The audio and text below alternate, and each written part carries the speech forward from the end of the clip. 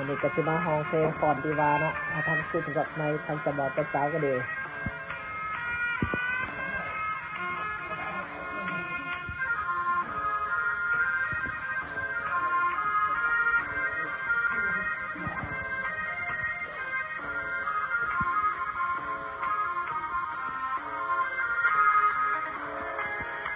เป็นหนุ่มเป็นสาว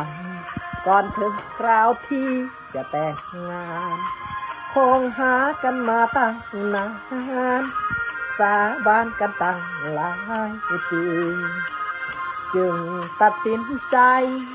แต่งกันไปตามประเพณีเขาขอ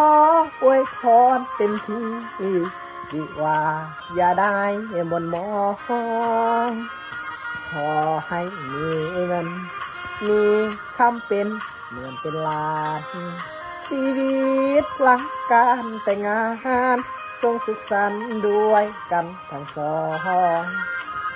ขอให้เลืองลิศอย่าสถิตในแผ่นดินทองโอ้ยไฟอย่าได้มาต้องขอความหักให้จีรังผัวทำตัวเป็นสร้างเท่านาเมียฮักคือผู้ตามมาสมกับว่าเป็นสร้างเท่าไรช่วยกันทำมาหาเกณฑ์เป็นเห็นเป็นทาน